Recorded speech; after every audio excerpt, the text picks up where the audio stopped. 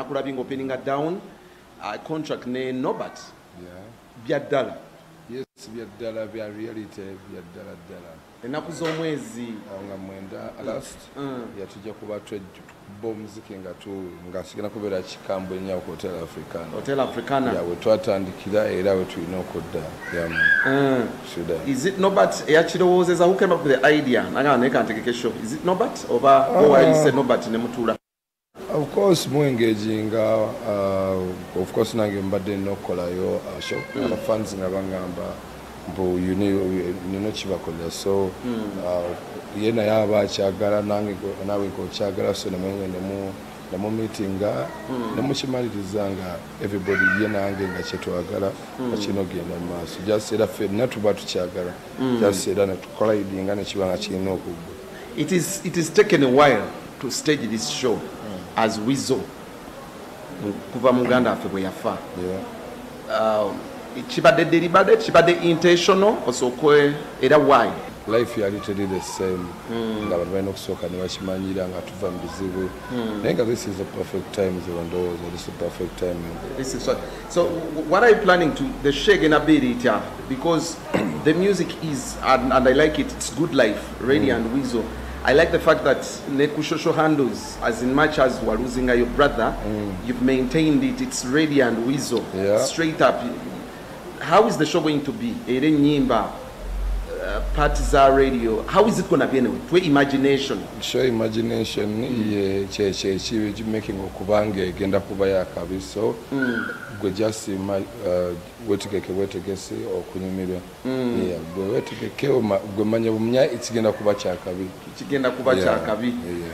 Okay, so Africana, mposo kama kusasa abeda sente meka? Sente Norbert ajja kuba ababuulira kubanze sijjukira nasenenze ebintu byange. Era wonsanze wano ndi ku photo shoot. Nenge era tugenda kuba tukola post egenda kwefuluma maybe tomorrow. Ndi omajja kutegera ebisale bye buli omu byanasobola nawe wonosobola. By tomorrow. Now, how has it been having a solo career? Away from, because it's now what we're going to celebrate when on concert. How has it been coping up? Solo career era nayo tebanyangu kiringa nayo onova ku TV ku BBS notandika TV nga ate gwe cameraman gwe presenter bakola ku sound yusigera tekiba kyangu kuba two heads are better than one. Buli luliri wali nga ekintu kitambuzanga nga mukitambuza muba babiri ne mugatako n'okusatu okuna muba bangi. So hitting a solo career ebintu bisinga bikyuka. Kale oyo Weasel, the biggest question maybe eyinza kubeera ntambi sebo byonna byetubadde twogerera Weasel nebifaanaganako bwe biti. Singa ibiza abeera ne successful show eyinza okuba entandikwa yo Weasel okutandika okutegeera nti asobola okuddamu n'atambula. Finally, I'm very happy okubera nti no Weasel ya realizing nti no tukyamwetaaga era akyali w'amaanyi nnyo mu industry ya Uganda okusinga wabadde maybe akifiiringa. Whoever eyamuwadde that assurance yeebale nnyo yeebalire ddala.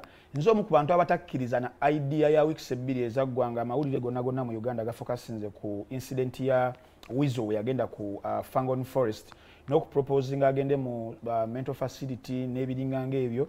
Nze ebbanga limanyidde Weasel that was just a hit of a moment eyamugwako gye twakapchalinga ku masimu gaffe ne tugidiscussinga. But Weasel nebbanga limbadde mugoberera n'okumulaba in person tabadde nnyo that bad. Okitegeera tabadde nnyo that bad era according to that interview era olaba his composure ebintu abitegeera bulungi nnyo, is looking goofy and cool and fresh. That is the Weasel bulijjo gwenjagala okubeera nti ensi etegeera.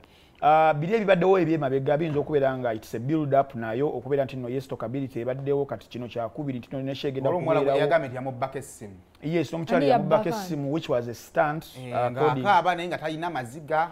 Yes. Omukazi. Ng'agamba Weasel yamubbako essimu. Bw'omukazi yabba essimu Weasel yabba essimu y'omukazi. Nedda nti essimu bagibbira mu kabaala ng'omukyala agenze kutaasa Weasel bali mukubanga bamukuba yali agala Weasel agisasule n'ebiringa ebyo naye it was a stunt orchestrated by one of us whom I will not say. Naye regardless gegabeera nya anko Seguya. Naye regardless bibeera mu mawulire naddala nga mulina build up gye mukola n'ekyokubeera nti no bali bategese ku side ku date yemu ne Haruna kyali nakyo kibale a week later mupulinge mudde ku a week earlier webityo naye otuba tugenze mu show yennyini mukama n'amuyamba naye abeera nga bagi planningidde bulungi ne bafuna abantu baabwe which I believe bajja kufuna in terms of performance Weasel ebbanga lyemulabyeko wano nga performing tabadde bubi nnyo abadde bulungi yali yafuna partner we yali ayimba parts za radio oba yani erinnya ly'omwami oyo ayimba parts za radio nga abayimba ne Weasel wali abasobola okubeera nga bakubako enfuufu ne bagenda mu rehearsals n'abeera nga ajja muyimbira parts za Weasel za radio rather nzijukira mu covid ojukira show ya the Mayanjas baba bagirabako eya club Chameleon Paraso ne Weasel era walaba nti no Weasel yali akyali w'amaanyi ng'ebintu abitegeera bulungi so ku guno omulundi singa mukama ayamba nti tumusupporting ekimala n'afuna abantu kijja kubeera ntandikwa okukakasa ba promoters abalala nti no Weasel ali worth okuddamu okubeera nga abookingibwa nga ye Weasel probably ne partner Uganda abeera afunye olio addamu ennyimba za radio than okubeera nti nabadde agendera ku mugendo baguta batya nti Chameleon womupangisa nagamba nzigirako ne Weasel omugetto omugetto sinzira wajja obeera abadde ali mu mugetto gwa Chameleon bapalaso bambi sometimes kibeera kibi nti realizing nogamba yinza omuntu yafuna nga akange kati just ndi ku masa y'abaganda bange labye ebimu ndowooza ku depression gyabadde nga abeeramu sometimes those relapses naye essaawa zino nti waba asobola okuba nga holding that concert nebeera nga abantu bagenda kubeera nga bajjula kigenda kuba kigulawo enzigi nnyingi nnyo eri promoters okubeera nti basobola okuba nga bamupangisa ogenda nga akuyimba mu bitundu ebyenjawulo Kasige nze ku lwange ndaba Weasel Manizo ekivvulu ekigenda okubeerawo ndi omu kubakkiriza nti kijja kubeera successful naye tekisalawo oba kaliya ya Weasel n'addamu n'esituka Weasel alina point gy'akonyeeko esinga okuba enkulu mu interview eyo ne bwe bamubuuzizza ku kugenda kwa Moze Radio n'agamba ali mu abanga babiri ne mugattako ow'okusatu ne mugattako ow'okuna business